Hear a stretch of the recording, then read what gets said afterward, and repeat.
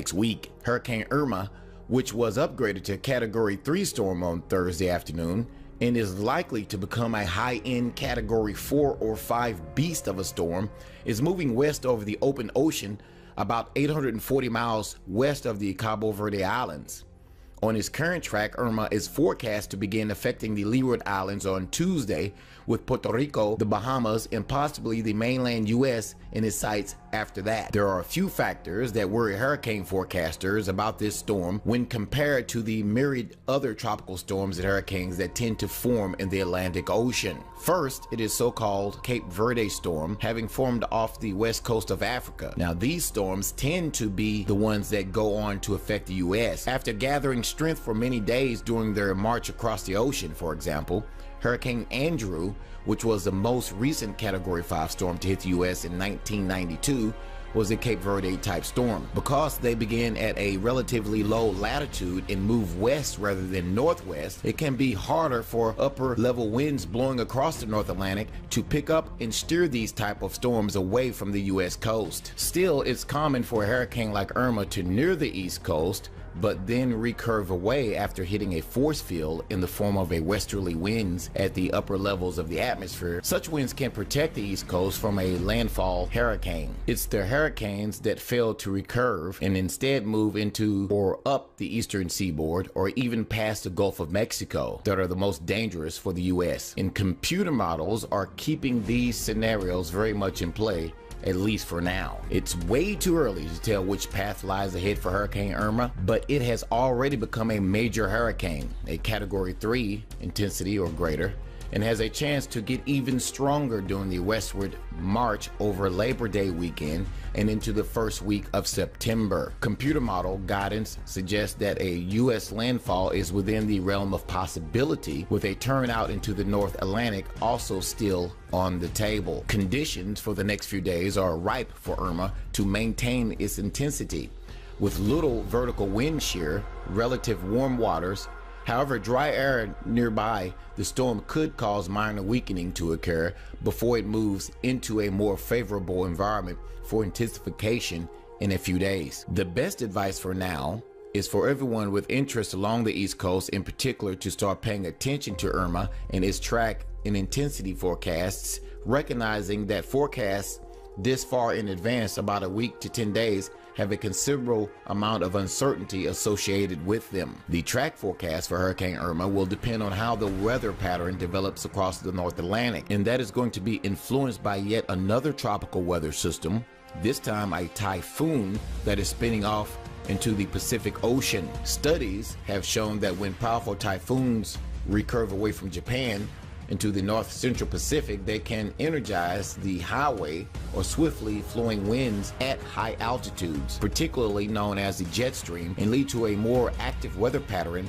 thousands of miles downstream. For the jet stream, the storms can function as an injection of steroids, causing it to amplify and comfort itself into large north-south undulations. Now, without getting into too many details or technical things, what this means is that the weather pattern across the U.S. next week will probably feature a wavy jet stream. How this jet stream pattern interacts with Irma will be a big question that forecasters hope to answer, since an East Coast thorough could help to sweep the storm out to sea. While it's possible the storm will eventually enter the Gulf of Mexico, one thing is for sure: Hurricane Irma is not an immediate threat to the Houston area, where the focus is squarely search and rescue as well as recovery efforts right now. Whatever the case may be, this is potentially a very dangerous hurricane.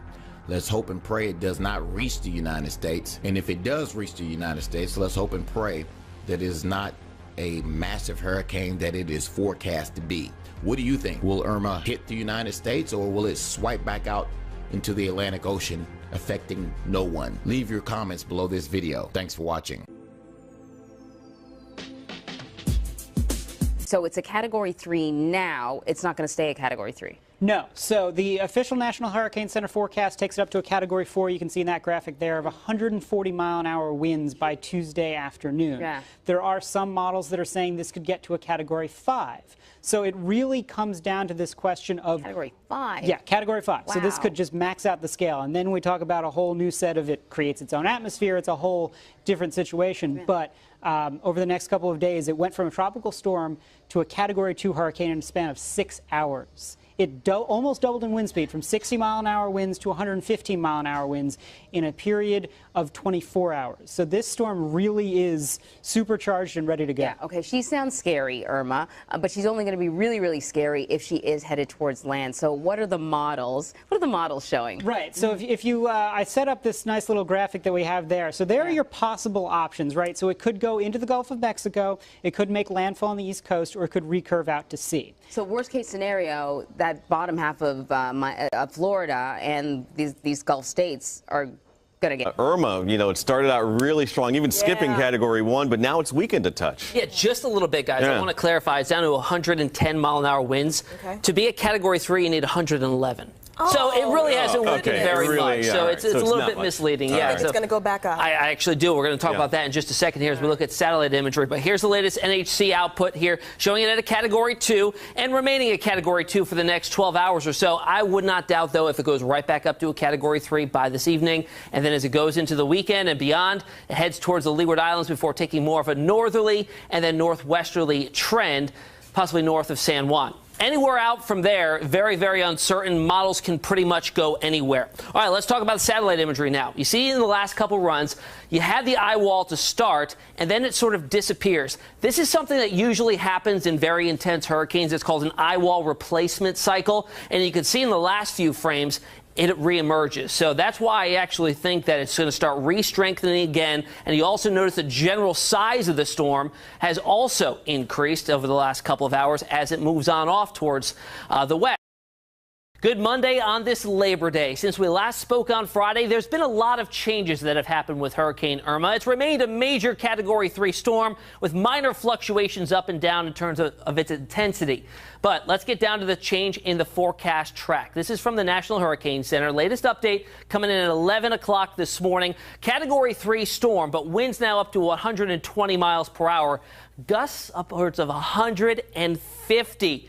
Within the center of that system. Now, the forecast track has been shifted farther to the south, moving through the southern part of the Caribbean and the Bahamas, and eventually somewhere near Cuba, maybe even on the north side, north coast, they're making a landfall there by the early part of the weekend. Notice that at this point, about a 500-mile spread in terms of that cone of uncertainty. Remember, we talked about that. Each day that you go out, the uncertainty or the level of error grows significantly in terms of our computer models. So the farther out you go, we're getting about a 500-mile spread there. This certainly puts the southern tip of Florida in the crosshairs by the time we get to the later part of this weekend. Also, some cool things happened over the weekend. National Hurricane Center actually shuffled around some assets and flew down a P-3 Orion aircraft. Now, these are not just your run-of-the-mill average airplanes that fly into storms. These are run by the hurricane hunters, and they are equipped with some really cool equipment.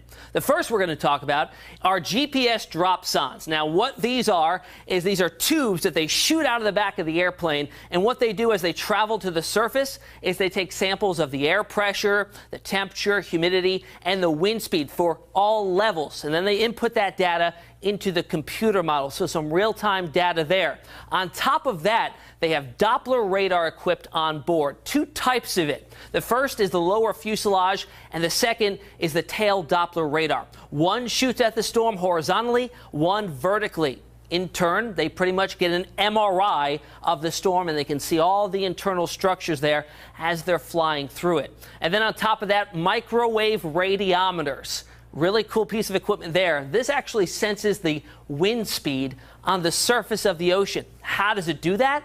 It actually measures the radiation coming off of sea foam that's churned up from the rough waves in the center of the storm. I know, quite unbelievable there, but that's exactly how they do it there and get the sense of that wind speed at the surface of the ocean. Let's talk about the two missions that have already gone underway. The first was last night on Sunday evening. Flew into the storm, and they found winds of 113 miles per hour in the northeast quadrant of the storm. You got to think of a hurricane, you cut it into 4 sections. The northeast or the top right is always going to have the strongest winds as it's moving in forward momentum. That's where you're going to find the strongest wind gusts and the strongest sustained winds as well. So 113 miles an hour last night. But then this morning's mission, less than 12 hours later, they went right back into the storm and they found winds of 131 miles per hour in that same quadrant, indicating some intensifying in the last 12 hours as it moves into an area that's very, very conducive for it to continue on this growth spurt. Now, I want to show you here the satellite imagery because you can see there in the last couple frames, we're starting to lose glimpse of the eye again. In fact, I want to go all the way back 48 hours and do a loop here from Saturday early afternoon. If you watch it over the general time frame here, we see the eye disappear, the eye reemerge, the eye disappear. In fact, I counted around 3 separate eye wall replacement cycles going on. Not uncommon to find these in storms that get this intense this quickly. And what that is the storms, the thunderstorms that build around the center, they build inwards and eventually they cut off the energy flow there. The storm kind of resets itself and then rebuilds a separate eye wall as it continues off on the westwards track there. And you see it time after time redeveloping there. And I think it's underway on another eye wall replacement cycle as we speak. Still very, very far away from the eastern seaboard. More importantly, Hampton Roads, around 1,800 miles away from us at the current time. That gap has been closing, obviously, throughout the entire weekend. We switch up that view there and throw up the water vapor imagery. This depicts dry air from very moist air. You can depict the drier air in the reds there and the browns, and then the moist air all around the system there. Notice no dry air getting pulled into it, so that should not be an issue to inhibit any further growth there. On top of that, moving into very, very warm ocean waters, anywhere from a half a degree to a full degree above average. Now, I know that doesn't sound like much, indiscernible to you and I, but that's all that much more energy for this storm to use as fuel. In fact, the warm waters aren't just at the surface. They extend down to great depths. That means as the storm moves off into the Bahamas and it slows down like it's forecast to do, something that we call upwelling won't be so much of an issue. Upwelling is when the storm is so intense, it kind of mixes up the air, the ocean waters, and pulls up the cooler water from below and in turn cools down the ocean surface. That won't be so much of an issue as we go through the next several days with this, since the warm water extends to such a depth that upwelling will not really stop it. As it's moving into the Bahamas, that's where you're going to find some of the warmest waters in the Atlantic. We're talking temperatures 86, 87, 88, even 89 degrees as you get towards the Bahamas there. It is forecast to track right along the north coast of Cuba currently. It could certainly change from here on out. Let's revisit that tropical tracker from Hurricane Irma from the Hurricane Center there. And I want to talk to you about what exactly is going on that's going to be steering this. We've talked in previous videos about the Azores or the Bermuda High that's going to be steering out over the Atlantic. Well, there's a separate feature that's going to be diving in from the north and west. And what that's going to do is it's going to try and pick up Irma and lift it northwards. It's a trough that's moving on through. Now that that storm is depicted to kind of slow down as it moves through the Bahamas, you almost have to think of it as the northbound train is leaving the station, but Irma's arriving at the platform just as it pulls away.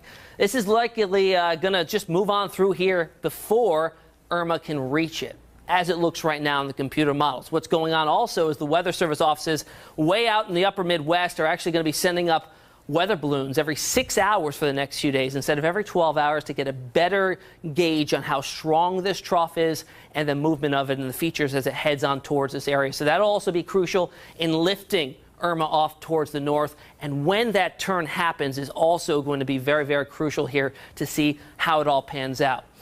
Let's talk about the two major models now, the GFS and the Euro. First, I want to dispel some rumors that's been going on with the GFS model. A lot of you, if you've been paying attention and accessing the models in your leisure at your home, you've seen some of these models depicting a low pressure system, the center of Irma, sub 900 millibar low. That's just not feasible. In fact, there's some reasons why that's been happening.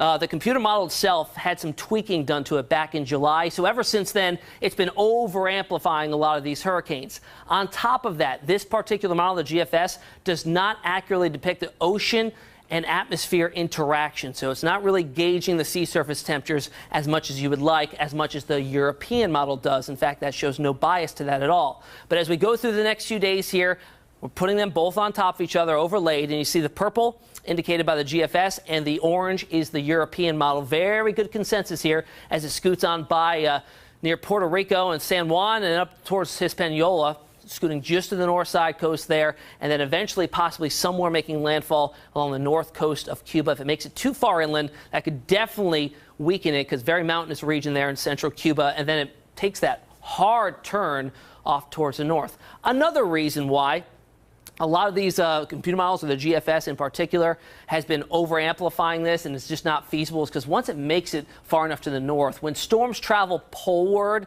they eventually lose their strongest sustained winds, and they're actually spread out over a larger area. We saw this happen with Matthew and then again with Sandy as well. So it'll likely not sustain itself to be as strong, but if it does make it this far north, it would likely impact more of an area with stronger winds.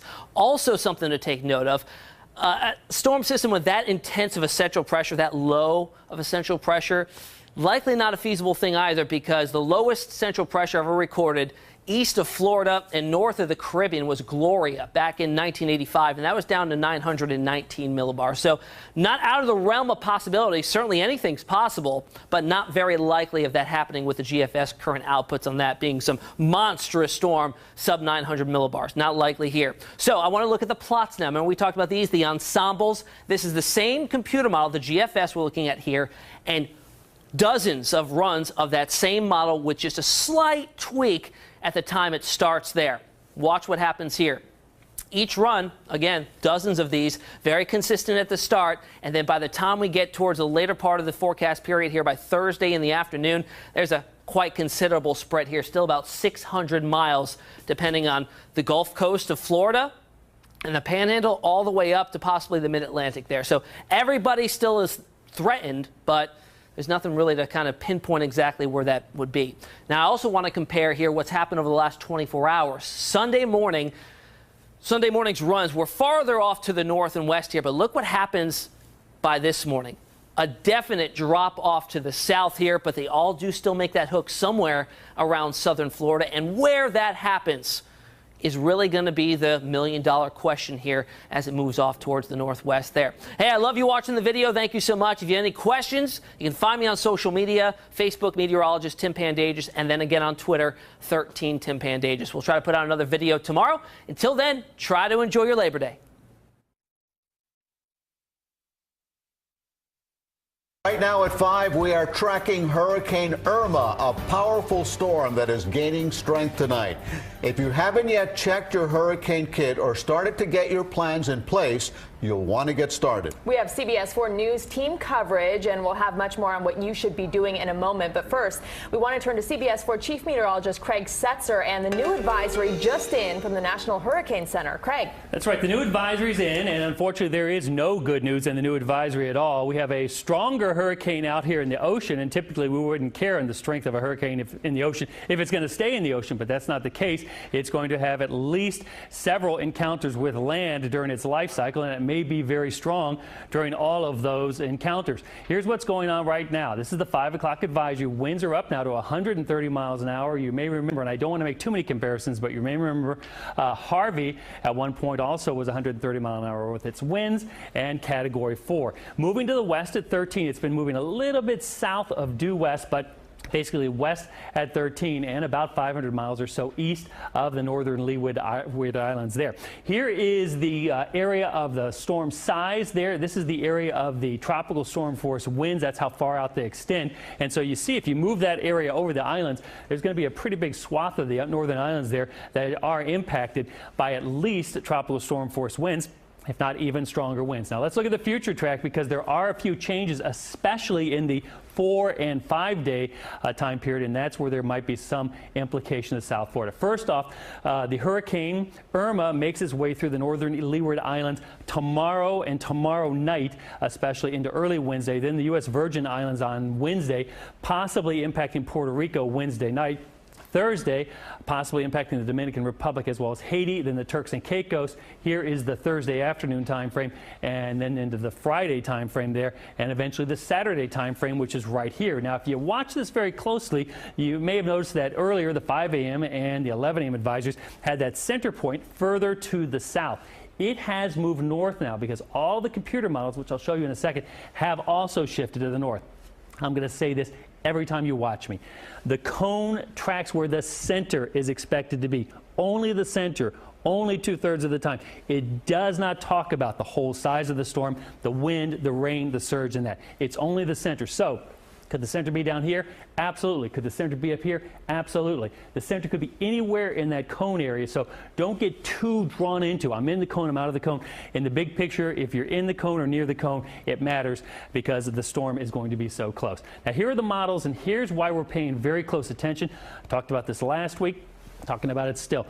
Many of the models are very closely grouped together, which means we have relatively high confidence that the models will probably do a pretty good job with the system as it moves to the west there. This is the Saturday time frame here. The two models that I want to bring out are the European and the GFS model. The GFS model, this is the one last week, if you were watching, went way out to sea. Remember, it's way north of the Bahamas, between Bermuda and the Bahamas. Look where it is today. It's forecasting on Saturday the hurricane to be in that general area. That's also very close to where the European is. This is Saturday. Now, as we go into Sunday, the storm is forecast to move west, but at some point make a turn to the north. Does that turn happen to the east of us? That'd be bad for the Bahamas, not as bad for South Florida. Does the storm go further to the west and then make a turn? Bad for the western half of Florida. Maybe still kind of bad for South Florida. Does it go into Cuba and weaken a bit? That's a possibility. Or does it make the turn and come right up into South Florida? That also is a possibility. And many of the scenarios that keep it away from land have it as a very intense hurricane as it reaches South Florida. So there is the forecast into Sunday. You can see both models very close once again. And then as we go through Sunday into Monday, there's that northward turn. Obviously something that we are paying